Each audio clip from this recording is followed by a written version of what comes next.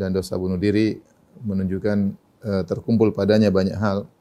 Di antaranya menunjukkan dia putus asa atas rahmat Allah Subhanahu wa taala, dan putus asa dari rahmat Allah merupakan dosa tersendiri ya. Al-qunut min rahmatillah.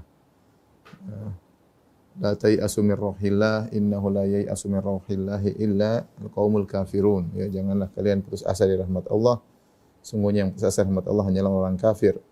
Kemudian antaranya bentuk tidak sabar ya, tidak sabar dengan takdir Allah Subhanahu wa taala ya. Sehingga dia ingin membunuh dirinya ya. Sebenarnya pada hakikatnya seorang yang membunuh diri dia ingin terlepas dari kesulitan yang dihadapi, yang dia merasa tidak kuat menghadapinya ya. Dan bukan dia kemudian bebas dari keburukan tersebut, justru dia berpindah pada kondisi yang lebih parah. Ya, dia akan berpindah kepada alam barzakh yang di situ kondisinya lebih menyakitkan, azab ya bagi para pelaku dosa besar di alam barzakh. Belum lagi kalau di akhirat kelak, kecuali diampuni oleh Allah Subhanahu wa taala. Kecuali kalau diampuni oleh Allah Subhanahu wa taala.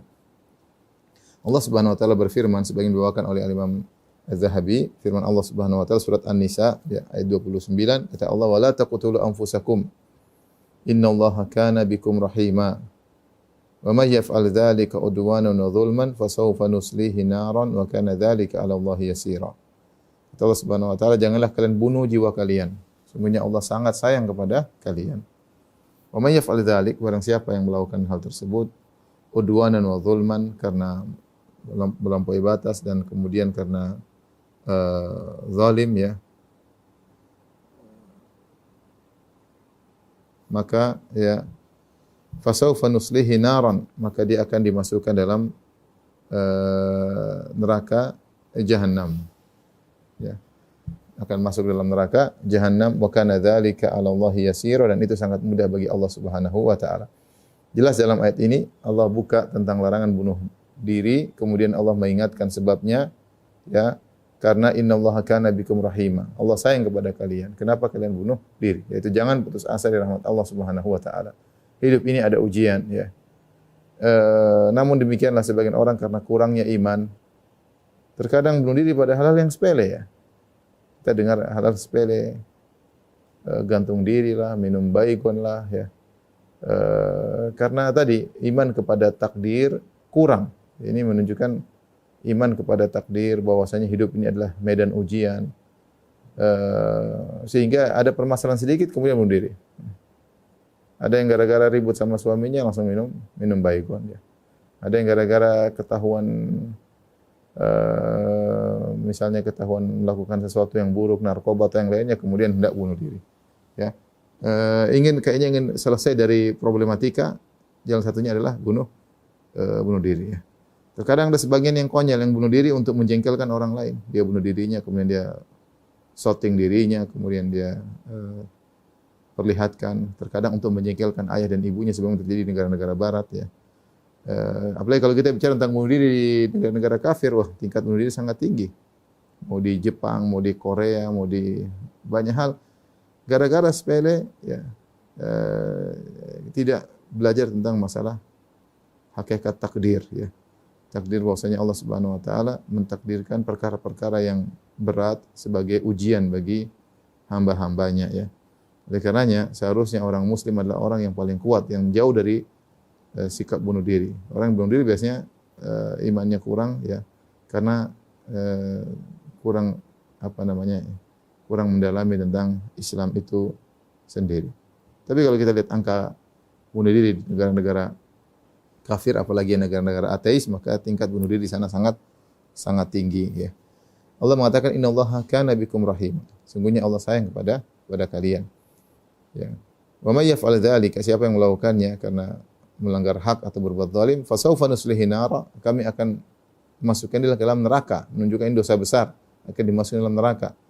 Ancaman khusus terhadap orang yang bunuh diri. Wa kana dzalika 'ala Allahi yasir, mudah bagi Allah untuk masukkan orang dalam neraka jahanam. Kemudian juga firman Allah Subhanahu wa taala menunjukkan bahwasanya bunuh diri adalah dosa besar. Ya, Allah Subhanahu wa taala berfirman, "Walladzina la yad'una ma'allahi ilahan akhar Wala yaqtulun nafsa allati harramallahu illa bil haqq, dan orang-orang yang tidak berbuat syirik kepada Allah, tidak berdoa kepada selain Allah. Wala yaqtulun nafsa allati harramallahu illa bil haqq, dan tidak membunuh jiwa yang diharamkan untuk dibunuh kecuali memang ada haknya. Di antara dosa besar adalah membunuh jiwa yang diharamkan untuk dibunuh. Kalau membunuh jiwa yang boleh dibunuh, ya boleh, misalnya membunuh qisas, orang yang telah membunuh orang lain maka dibunuh juga, maka yang diperbolehkan. Ya, misalnya perampok dibunuh, boleh, ini jiwa yang boleh dibunuh ya. Atau orang yang berzina padahal sudah menikah ditegakkan hukum had untuk dirajam, ini boleh. Tapi kalau jiwa yang tidak boleh dibunuh kemudian dibunuh, maka ini adalah dosa besar. Ya, makanya dalam ayat selanjutnya dalam surat Al-Furqan tadi, wala yaznun wa may yaf'al dzalika yalqa athama, barang siapa yang melakukan hal ini, berbuat syirik dan membunuh jiwa yang haram untuk dibunuh, berzina, yalqa athama, dia akan mendapatkan dampak dari dosanya, yudha'af lahul adzabu yaumal qiyamah, maka dia akan diazab dalam azab, dilipat gandakan azabnya pada hari kiamat, wa yakhlud fihi muhana, dan kekal di dalamnya. Illa man taba, kecuali yang bertobat. Dan di antara jiwa yang diharamkan dibunuh adalah jiwa seseorang sendiri. Jiwa dia bukan milik dirinya ya. Kita di atas muka bumi ini semuanya adalah milik Allah Subhanahu wa taala. Kita, harta kita, jiwa kita ya adalah milik Allah Subhanahu wa taala. Makanya kita mengatakan inna lillahi wa inna ilaihi raji'un. Ya. Kita ini milik Allah dan kepada Allah kita akan kembali. Walillahi ma fis samawati ma fil ard. Semua yang di langit di bumi itu milik Allah. Kita ini milik Allah Subhanahu wa taala. Bukan, jangan sampai kita berpikir ini kan jiwa saya, ini harta saya, bebas saya melakukan sesukanya. Tidak. Ini semua kenikmatan yang Allah titipkan dan Allah akan minta pertanggungjawaban. Ya. Tubuh adalah milik Allah Subhanahu wa taala. Tidak boleh kita rusak seenaknya, ya. Tidak boleh kita rusak seenaknya. Kalau ada orang kemudian ini kan jadi milik saya, dia mau potong jari dia, dosa ya. Dosa, dia akan diminta pertanggungjawaban oleh Allah Subhanahu wa taala. Apalagi kalau dia bunuh diri ya.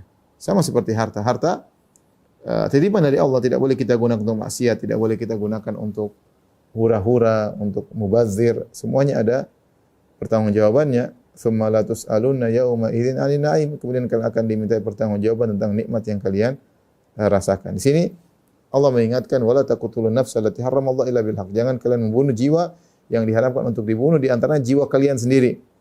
Tidak boleh dibunuh. Ya. Ini di antara ayat-ayat yang menjelaskan tentang bahayanya bunuh diri. Kemudian dalam hadis wa an Jundub bin Abdullah radhiyallahu anhu anin Nabi sallallahu alaihi wasallam qala, Nabi sallallahu alaihi wasallam bersabda, kana mimman kana qablakum rajulun bihi jurhun fajazi'. Dahulu ada seorang sebelum kalian. Rasulullah SAW mengingatkan tentang bahaya bunuh diri. Rasulullah bercerita tentang orang-orang terdahulu. Bahwasanya bunuh diri ini bukan hal yang baru, tapi sudah ada sejak zaman dahulu. Ya, seorang dikuasai setan, kemudian akhirnya dia bunuh diri. Kata Nabi SAW, kana mimman kana qablakum, dulu sebelum kalian wahai para sahabatku, rajulun bihi jurhun fajazi. Ada seorang punya luka. Dia mengalami luka, kemudian dia merasa sakit, dia marah ya. Fa akhadha sikinan fa kharra biha fa hazza biha yadahu, maka dia ambil pisau kemudian dia potong tangannya ya. Mungkin lukanya ada di tangan, dia potong. Sebenarnya kan tambah sakit ya. Luka dipotong tambah sakit ya. Fama raqa'ad damu hatta mata. Kemudian darah tidak berhenti sampai akhirnya dia meninggal dunia. Qala Allah Ta'ala, maka Allah berkata, badarani abdi bi nafsihi haramtu alaihi jannah. Hambaku menyegerakan dirinya dengan membunuh dirinya ya. Haramtu alaihi jannah, maka aku haramkan surga baginya. Muttafaqun alaih, hadis riwayat Bukhari dan Muslim. Ya, ini menunjukkan bahwasanya orang bunuh diri haram baginya masuk surga. Ini ancaman yang keras, menunjukkan bunuh diri adalah dosa besar. Kemudian juga hadis berikutnya dari Abu Hurairah radhiyallahu anhu, qala Rasulullah sallallahu alaihi wasallam bersabda, man qatala nafsahu bihadidatin, barang siapa membunuh dirinya dengan pisau yang atau besi yang tajam, dengan menusuk dirinya dengan besi yang tajam tersebut, fa hadidatuhu fi yadihi yatawajja'u biha fi batnihi fi nari jahannam khalidan mukhalladan fiha abada. Maka pada hari kiamat kelak, besi yang dia gunakan untuk bunuh diri tersebut akan dia pegang lagi pada hari kiamat, dan dia tusuk-tusuk perutnya, di neraka jahanam selama-lamanya. Selama-lamanya kata Nabi sallallahu alaihi wasallam.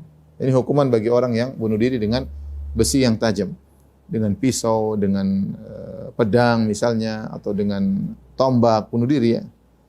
Waman qatala nafsahu bisummin, barang siapa yang bunuh diri dengan racun, fasumuhu fi yadihi, maka racun tersebut pada hari kiamat kelak akan berada di tangannya, yatahassahu fi nari jahannam, maka akan dia konsumsi racun tersebut, dia makan atau dia minum, ya. Fi nari jahannam, di neraka jahannam, khalidan mukhalladan fiha abada, selama-lamanya ya. Dan hadis muttafaqun alaih, hadis riwayat Bukhari dan riwayat Imam Muslim. Hadis ini menjelaskan bahwasanya di antara bentuk hukuman bagi orang yang membunuh diri, jelas dia akan masuk neraka.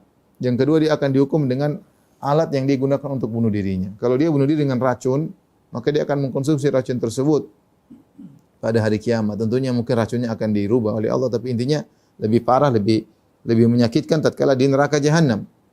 Ya. Siapa yang bunuh diri dengan menikam besi, benda tajam ke badannya, maka pada hari kiamat dia akan membunuh dirinya dengan demikian, dengan pedang, seperti dilakukan oleh orang luar harakiri atau yang lainnya, bunuh diri ya, atau dengan pisau. Ya, ini semua dia akan disiksa pada hari kiamat dengan cara seperti itu ya, dengan cara seperti ini. Perkara yang sangat mengerikan. Bahkan dalam hadis ini disebutkan khalidan mukhalladan fiha abada, kekal selama-lamanya. Seakan-akan mereka telah keluar dari Islam. Tapi yang benar bahwasanya orang yang bunuh diri tidak kafir, tetapi dosanya sangat besar sampai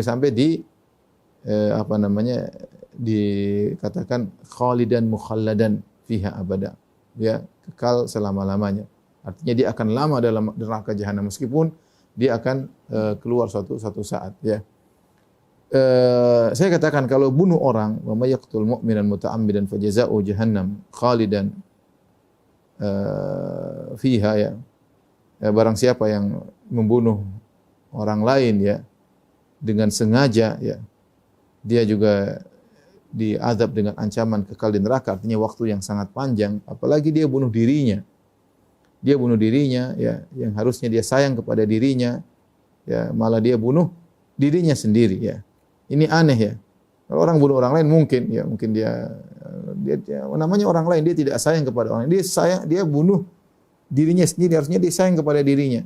Ya, malah dia bunuh dirinya. Maka siksaannya lebih lagi di antaranya dia disiksa dengan alat yang dia gunakan untuk membunuh dirinya. Ini mengerikan ya.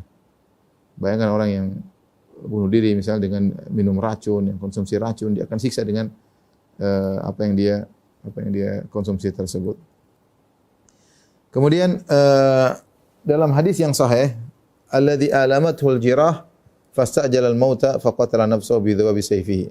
Kemudian dalam hadis yang sahih tentang kisah seorang yang dia sakit dengan luka yang dia rasakan, maka dia pun segera mati dengan dia menegakkan bi dhawabi sayfihi, dia menegakkan pedang yang tajam, kemudian tekankan dadanya, kemudian dia menindihkan tubuhnya, akhirnya meninggal dunia.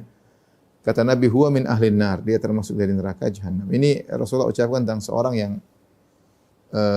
kalau tidak salah namanya Kuzman ya, yang dia hebat ya dalam berperang. Ini salah seorang mungkin dari munafik atau yang lainnya ya. Dia berperang dan para sahabat kagum dengan kehebatan perangnya ya. Karena dia begitu hebat dalam berperang, membunuh banyak orang-orang dalam perang Uhud. Tapi Nabi mengatakan huwa min ahlin nar, dia di neraka. Maka para sahabat sebagian sahabat heran, maka dia ikuti orang ini. Ternyata benar di penghujung kisah orang ini ternyata dia terluka. Dan terluka dia tidak kuat menahan rasa sakit luka, mungkin badannya sekujur tubuh penuh dengan luka, dia tidak kuat. Maka akhirnya dia memilih untuk bunuh diri, untuk menyelesaikan rasa sakitnya. Dia pasang pedang, kemudian dia tancapkan dirinya, kemudian dia pun mati ya. Kemudian dia mati, maka ini dosa besar. Maka Nabi mengatakan huwa min ahlin nar. Padahal dia baru saja berjihad. Ya. Tapi ketika dia bunuh diri karena tidak kuat dengan rasa sakit, maka Rasulullah memvonisnya dengan penghuni neraka jahanam ya. Wal iyadzubillah ya. Kemudian hadis yang terakhir yang dibawakan oleh Az-Zahabi, an Yahya bin Abi Katsir an Abi Qilabah an Tsabit bin Ad-Dhahhak an Nabi sallallahu alaihi wasallam, dari Nabi sallallahu alaihi wasallam berkata, la'nul mu'min ka qatlihi wa man qadhafa mu'minan bi kufrin fa huwa ka qatilihi wa man qatala nafsahu bi syai'in adzabahu Allahu bihi yaumal qiyamah. Melaknat seorang mukmin seperti membunuhnya, dan barang siapa menuduh seorang mukmin lain dengan kekufuran maka dia seperti membunuh orang tersebut. Wa man qatala nafsahu bi syai'in, jadi patokan kita hadis yang lafal yang terakhir, barang siapa yang membunuh dirinya bi syai'in dengan suatu, adzabahu Allahu bihi yaumal qiyamah, maka Allah akan mengadabnya pada hari kiamat dengan suatu tersebut. Ya, makanya dalam hadis bahkan dengan racun disiksa dengan racun, dengan pedang disiksa dengan pedang. Wa man yataradda, barang siapa yang melemparkan dirinya jatuh ya dari gunung, dia akan disiksa juga demikian. Disiksa dengan cara demikian ya. Dengan cara apapun dia akan disiksa dengan cara demikian, dengan membakar dirinya. Ada yang bakar dirinya. Subhanallah. Dia akan disiksa dengan cara demikian, bakar dirinya misalnya, isi tumpahin bensin kemudian dia bakar dirinya, waliyadzubillah. Ini adalah cara bunuh diri yang pedih ya. Dan subhanallah, dia dikuasai oleh syaitan sehingga melakukan hal demikian ya. Namun kita katakan tadi, meskipun bunuh diri adalah dosa besar, namun para ulama sepakat bahwasanya bunuh diri tidak menyebabkan seorang kafir. Cuma dia terancam dengan azab yang pedih, terancam dengan siksaan yang lama di neraka jahanam ya. Namun dia tidak kafir ya. Oleh karenanya para ulama mazhab berpendapat bahwasanya orang yang bunuh diri tidak kafir dan hendaknya tetap disolatkan jika dia meninggal dunia dengan bunuh diri. Ya, dia butuh didoakan. Hanya saja bagi tokoh-tokoh agama hendaknya tidak menyolatkan orang seperti ini sebagai bentuk pelajaran bagi yang lainnya. Dalam hadis Jabir bin Samurah, utiyan Nabi sallallahu alaihi wasallam bi rajulin qatala nafsahu bil masyaqis ya. Ada di zaman Nabi sallallahu alaihi wasallam ada seorang didatangkan kepada Nabi untuk disolatkan. Dia telah membunuh dirinya dengan bil masyaqis. Masyaqis itu jamak al-mishqas, yaitu anak panah tapi yang depannya itu lebar. Ya, kalau biasanya anak panah kan depannya lincip gini, tapi ini agak lebar, ada lebar ya, sehingga depannya itu agak lebar. Nah, dia bunuh diri dengan anak panah tersebut. Ya, maka falam yusalli alaihi, maka Nabi tidak menyolatkan orang ini. Ya, Nabi tidak menyolatkan orang ini. Dan Nabi juga pernah melakukan hal tersebut kepada pelaku dosa besar yang lain, tapi Rasulullah menyuruh sahabatnya untuk menyolatkan pelaku dosa besar ya. Jadi intinya bunuh diri adalah dosa yang sangat berbahaya, terkumpul padanya banyak hal seperti putus asa rahmat Allah, tidak sabar, berburuk sangka kepada Allah Subhanahu wa taala, tidak sayang kepada dirinya sendiri dan banyak hal, dan diancam dengan azab yang pedih dan waktu yang lama untuk diazab di neraka jahanam. Saya ingatkan juga di antara hal yang menyedihkan yang kita dengar di akhir-akhir ini, bagaimana seorang kemudian mengkafirkan orang lain dilakukan oleh sebagian takfiriyin. Kemudian dia bunuh diri dengan misalnya memakai cadar misalnya. Kemudian bunuh diri ya, untuk membunuh sebagian orang ya. Subhanallah, dia telah melakukan dosa besar dengan bunuh dirinya. Dosa besar yang lainnya mengkafirkan orang yang tidak berhak untuk dikafirkan. Kemudian dosa jariah lainnya adalah merepotkan para wanita muslimah, dampak perbuatan dia ya. Akhirnya banyak wanita muslimah yang bercadar tertuduh, dilihat dengan sinis gara-gara perbuatan orang-orang seperti ini. Dia menyangka bahwasanya dengan bunuh diri dia langsung masuk surga. Wallahu alam ya. Sementara kejahatan yang dilakukannya seperti itu. Dia bunuh dirinya, terkadang dia bawa anaknya juga ikut mati ya. Kemudian orang yang dia bunuh itu apa kafir atau tidak, apa dia tahu atau tidak ya. Belum dampak negatif yang ditimbulkan ya, dirasakan oleh wanita-wanita muslimah ya. Seperti kita dengar pada waktu-waktu yang lalu, sampai ada wanita muslimah yang diturunkan dari kendaraan umum, ada wanita muslimah dicurigai kalau pergi ke tempat umum ya. Dampak buruk yang dilakukan oleh dia, dosa jariah, dia menyangka dia masuk surga dengan hal tersebut, padahal dia melakukan dosa jariah. Allahul musta'an. Semoga Allah mengampuni kaum muslimin dan kaum muslimat. Taib, dosa besar berikutnya adalah al-qadhi as-su' ya. Dosa besar ke-26. Hakim yang buruk ya. Allah Subhanahu wa taala berfirman, "Wa man lam yahkum bima anzalallahu fa ulaika humul kafirun." Barang siapa yang tidak berhukum dengan hukum Allah Subhanahu wa taala, maka mereka adalah orang-orang kafir ya. Mereka adalah orang-orang kafir. Sudah pernah kita bahas dalam syarah kitab Tauhid bahwasanya berhukum dengan hukum selain Allah, hukum asalnya adalah dosa kecil. Dan ini sebagaimana disebutkan juga oleh Ibnu Taimiyah rahimahullahu taala. Bagi para penuntut ilmu silakan buka Majmu' Fatawa jilid 28 halaman 343.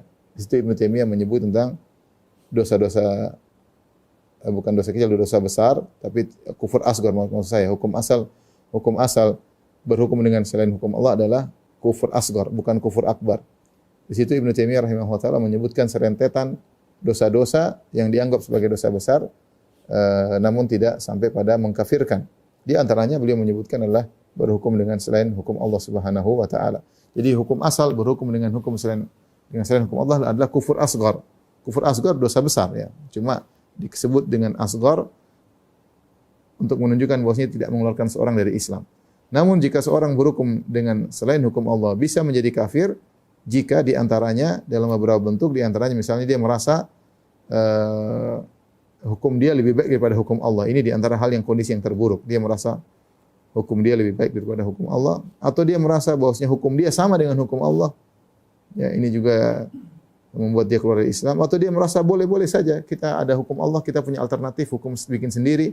Ini juga sama, tidak boleh. Ini di antara tiga bentuk ya. Merasa hukumnya lebih baik daripada hukum Allah. Ya, hukum Allah sudah tidak relevan sebagaimana pernyataan orang liberal. Dengan beraninya mereka mengatakan hukum Al-Quran, hadis itu hanya cocok di zaman Nabi SAW 14 tahun yang lalu, sudah tidak relevan lagi untuk zaman sekarang, maka ini kekufuran akbar. Atau menyangka ya memang hukum Allah ada, tapi saya punya hukum juga sama saja. Mau hukum ini juga sama hukum saya nilainya dengan hukum Allah, berarti dia menyamakan diri dengan Allah, ini juga kufur. Atau dia merasa tadi bahwasanya kita boleh punya alternatif selain hukum Allah, kita boleh bikin hukum sendiri. Yang itu alternatif tidak jadi masalah, ini juga merupakan kekufuran ya. Ya, ini juga merupakan kekufuran ya. Adapun kalau dia tahu dia berhukum karena ini adalah kesalahan, atau dia tahu ini adalah kondisi darurat ya, karena kondisinya demikian ya, dia tahu hukum Allah lebih baik ya, maka ini tidak sampai pada kufur akbar. Dia tahu salah hanya hawa nafsunya atau karena kondisi tertentu, maka ini hanya kufur asghar. Kufur asghar. Allah Subhanahu wa taala berfirman, "Afa hukmal jahiliyati yabghun?" Apa kalian mencari hukum jahiliyah? Seluruh selain hukum Allah namanya hukum jahiliyah. Seluruh hukum selain hukum Allah, baik yang dijelaskan dalam Al-Qur'an atau yang dijelaskan oleh Nabi sallallahu alaihi wasallam dan dikembangkan oleh para ulama dalam buku-buku fikih mereka, selain hukum itu adalah hukum jahiliyah. Selain hukum itu adalah hukum jahiliyah ya. Ya. Allah juga berfirman, "Innal ladzina yaktumuna man anzalna minal bayyinati wal huda min ba'di ma bayyanahu lin-nasi fil kitabi ulaik yal'anuhumullah wa yal'anuhumul la'inun." Sungguhnya orang-orang yang menyembunyikan apa yang telah kami turunkan dari penjelasan dan petunjuk setelah kami jelaskan kepada manusia dalam Alkitab ya. Baik dalam Al-Qur'an maupun Taurat maupun Injil, kemudian dia seorang sengaja menyembunyikan hukum Allah setelah jelas, ulaika yal'anuhumullah. Mereka itulah orang-orang dilaknat oleh Allah, wa yal'anuhumul la'inun, dan dilaknat oleh orang-orang yang melaknat. Ini mengisyaratkan kepada qadhi hakim. Hakim ya, dia bisa terjerumus dalam berbagai macam dosa besar. Pertama, dia berhukum dengan hukum selain Allah Subhanahu wa taala. Dia terjerumus dalam dosa besar. Ya. Berarti dia berhukum dengan hukum jahiliyah. Kemudian yang kedua, atau dia menyembunyikan kebenaran. Dia tahu hukumnya tapi dia sembunyikan ya. Ya, maka ini juga terlaknat ya. Terlaknat ya. Kemudian Az-Zahabi membawakan suatu hadis ya. Diriwayatkan Al-Hakim dalam sahihnya dengan isnad la ardahu ana. Kata Al-Hakim kata Az-Zahabi, Al-Hakim membawakan hadis dalam sahihnya tapi isnadnya saya tidak ridai. Ya, isnadnya saya tidak ridho. Artinya menurut Az-Zahabi isnadnya adalah dhaif. Makna hadis tersebut isinya dari Talha bin Ubaidillah anin Nabi sallallahu alaihi wasallam, dari Nabi sallallahu alaihi wasallam berkata, la yaqbalullah salata imamin hakama bi ghairi anzalallah. Allah tidak menerima salatnya imam yang berhukum dengan selain hukum Allah. Allah tidak menerima salatnya imam yang berhukum dengan selain hukum Allah. Namun hadis ini didhaifkan oleh Az-Zahabi rahimahullahu taala.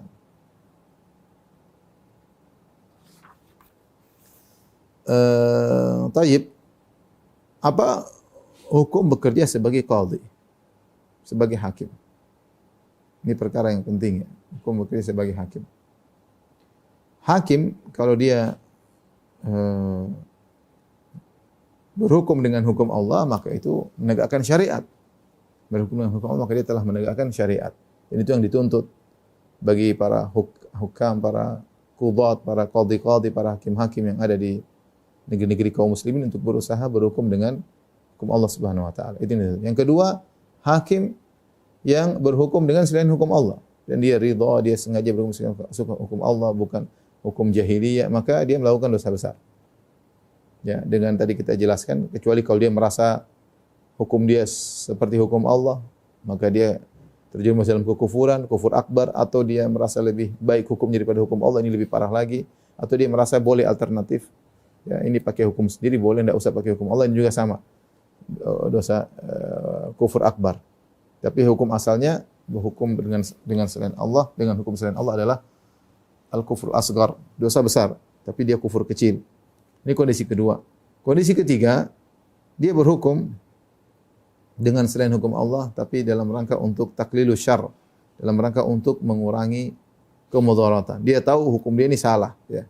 Dia tahu, tapi dia bekerja di suatu negara yang hukumnya bukan hukum Allah Subhanahu wa taala. Kalau dia tidak tegakkan sebisa mungkin, maka akan terjadi kezaliman yang lebih parah. Ya. Hak-hak orang akan diambil, akan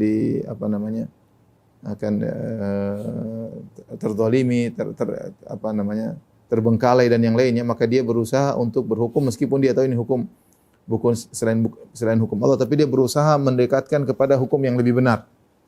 Mimbab taklilus syarr, dalam rangka untuk meminimalkan kemudaratan, dan ini mudah-mudahan dia dapat pahala. Ini disebutkan oleh Ibnu Taimiyah dalam kitabnya Siyasah Syar'iyyah dan juga disyarah oleh Syekh Utsaimin rahimahullahu taala.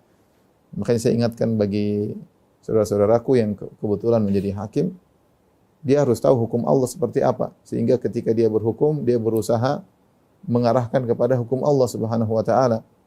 Adapun hakim yang tidak tahu hukum syariat, tidak tahu hukum Allah, kemudian nekat masuk menduduki jabatan hakim, ini perbuatan konyol, perbuatan yang mengantarkan dirinya kepada penderitaan di akhirat kelak, ya. Maka jika sudah terlanjur jadi hakim, mau tidak mau dia harus belajar tentang hukum Allah, sehingga ketika dia berhukum dengan selain hukum Allah, dia tahu mana yang harus dia lakukan untuk diarahkan lebih dekat kepada hukum Allah.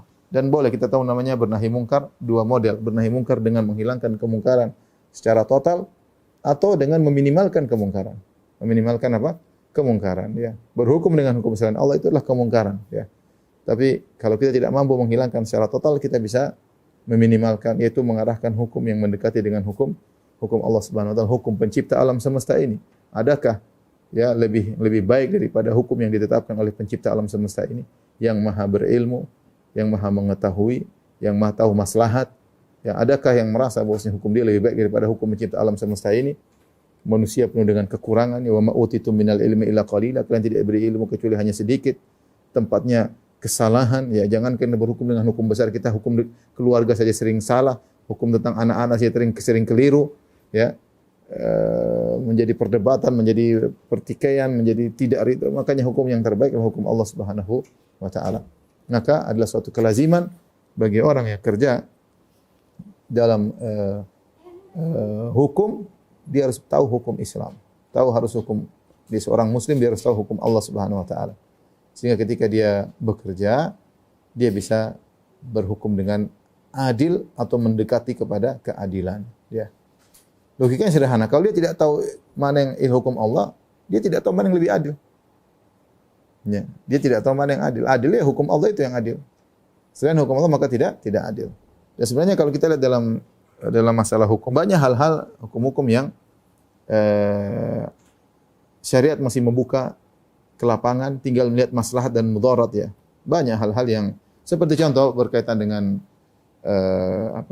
lalu lintas misalnya ini banyak hal-hal yang mungkin dibuat hukum, tinggal melihat maslahat dan mudarat ya. Tidak ada nas tegas hukumnya A, B, C gitu enggak ya. Tetapi tadi seorang harus menguasai hukum Allah sehingga dia bisa menimbang maslahat dan mudarat. Dia punya banyak pertimbangan, database tentang dalil-dalil sehingga dia baru bisa membuat hukum. Adapun orang tidak pernah belajar agama, kemudian duduk bikin hukum ya untuk disebar kepada masyarakat ya. Allah musta'an, dia hanya menjerumuskan dirinya dalam kebinasaan pada hari kiamat kelak. Tapi kita lanjutkan wa sahhaha Hakim aidan wal uhdatu alaihi, dan ada satu hadis juga kata Az-Zahabi yang disahihkan oleh Imam Al-Hakim. Al-Hakim maksudnya dalam kitabnya Mustadrak Al-Hakim. Kitab Al-Mustadrak maksudnya Al-Mustadrak ala Sahihain, yaitu penyempurna kitab Sahih Bukhari, Sahih Muslim. Ya, Al-Hakim ini, Abu Abdullah Al-Hakim, beliau membuat suatu buku hadis namanya Al-Mustadrak ala Sahihain. Tujuan beliau artinya dalam Sahih Bukhari, Sahih Muslim ada semuanya hadisnya sahih secara umum ya. Kecuali ada beberapa kritikan dalam Sahih Muslim, kalau tidak salah 19 hadis atau kurang dari 20 hadis. Adapun Sahih Bukhari sahih semuanya, Sahih Muslim ada kritikan. Menurut Abu Abdullah Al-Hakim, ada hadis-hadis sahih di luar daripada Sahihain, di luar daripada Sahih Bukhari dan Sahih Muslim. Maka dia pun menulis buku mengumpulkan hadis-hadis yang sahih di luar daripada Sahih Bukhari dan Sahih Muslim. Tapi wallah alam bisawab, sepertinya beliau belum meneliti kembali apa yang beliau kumpulkan, keburu meninggal, sehingga banyak hadis-hadis yang ternyata tidak semuanya sahih dalam buku beliau, bahkan ada yang dhaif ya. Bahkan yang dhaif jiddan, bahkan yang parah, sehingga tidak semua yang dalam kitab Al-Mustadrak kemudian hadis sahih, harus diteliti kembali. Makanya tadi Al-Imam Az-Zahabi sendiri mengkritiki hadis yang sebelumnya, dia mengatakan hadis disahihkan oleh Al-Hakim tapi la ardahu ana, aku tidak ridho dengan sanadnya, artinya dhaif. Jadi tidak semua kalau hadis diriwayatkan Al-Hakim dalam sahihnya berarti sahih. Beda kalau Sahih Bukhari, Sahih Muslim, sahih insyaallah. Tapi kalau Al-Hakim maka harus diperiksa kembali. Wallahu a'lam bishawab. Baik, di sini juga hadis kata Az-Zahabi, hadis yang diriwayatkan Al-Hakim dan yang dia yang bertanggung jawab akan kesahihannya. Dari hadis Buraidah, anin Nabi sallallahu alaihi wasallam, dari Nabi sallallahu alaihi wasallam beliau berkata, qadin fil jannah wa qadiyani fin nar. Satu hakim di surga dan dua hakim di neraka. Satu hakim di surga, dua hakim di neraka. Qadin arafal haqqa faqadha bihi fahuwa fil jannah. Yang pertama adalah seorang qadhi yang tahu kebenaran dan dia berhukum dengan kebenaran tersebut. Inilah yang di surga. Dia tahu kebenaran, dia berhukum dengan kebenaran tersebut. Maka ini di surga. Wa qadin arafal haqqa fajara muta'ammidan fahuwa finnar. Seorang kemudian yang hakim kedua yang masuk neraka, dia mengenal kebenaran tapi dia berpaling dari kebenaran dengan sengaja, maka dia masuk neraka. Wa qadin qada bi ghairi ilmin fa huwa finnar. Yang ketiga, hakim yang berhukum tanpa ilmu di neraka. Ini semakin menekankan apa saya katakan. Jadi hakim ada tiga. Satu di surga, dia punya ilmu, dia tahu kebenaran dan dia berhukum dengan kebenaran. Ini di surga. Subhanallah, menunjukkan hakim ini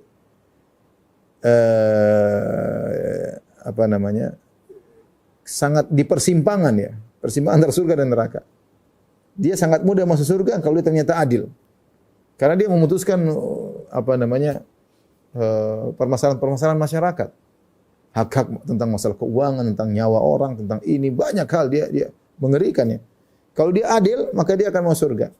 Mudah ya. Tapi kalau dia enggak adil, maka dia sangat mudah masuk neraka jahanam. Ya. Di antara bentuknya dia tahu kebenaran, dia sembunyikan, dia berpaling dari kebenaran, maka di neraka jahanam. Ini hakim kedua di neraka. Hakim yang ketiga di neraka adalah yang berhukum tanpa ilmu. Dia berhukum tanpa ilmu. Ya, bagaimana dia mau tahu kebenaran kalau dia tidak punya ilmu? Makanya saya bilang tadi, wajib bagi orang menduduki jabatan sebagai hakim, wajib bagi dia untuk punya ilmu tentang syariat. Wajib. Ya. Wajib.